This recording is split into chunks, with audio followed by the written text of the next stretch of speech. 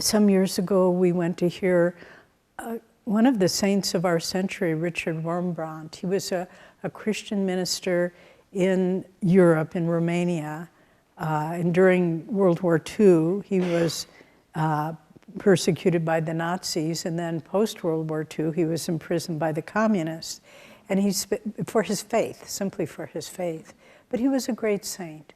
And we heard him speak, and he told this story. He came locally to Grass Valley and spoke. And he had been in solitary confinement for many, many years and tortured. And his back has been broken and his teeth were all gone. But he was one of the most beautiful human beings I'd ever seen. And he was saying when he was in solitary confinement, it was in a cellar beneath the streets of the city in Romania, they were also so cruel, the guards, that they wouldn't let any light in. So he was in total darkness all the time. And they would open up a little slit at the bottom of the door and put some kind of food in every day, and that's what he could eat. But as he told the story, he was illumined. And he just said, you know, and there's a light that shines in the darkness.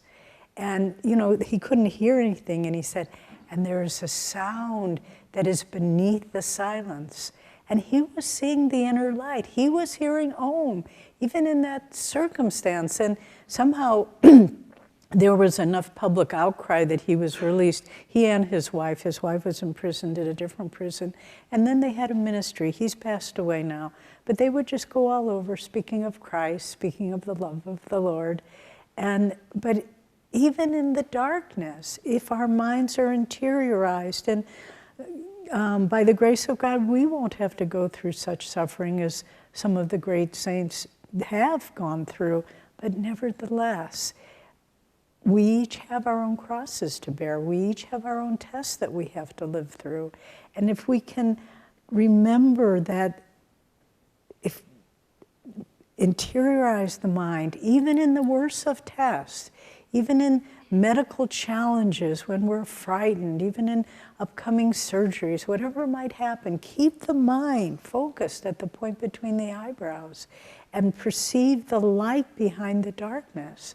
And this is the beginning of being able to see God beyond the events of our life, because He's always there smiling. He's always there. And once we begin to perceive that light, nothing can dissuade us from the fact that it exists, because we know it exists no matter what happens. And the whole world can say, oh, you know, this practice of meditation and Kriya Yoga and devotion to God, that's just a waste of time. Well, once we've experienced the light of God, even a touch of it, we just say, get thee behind me, Satan. I don't have to prove it to anybody. I know it exists.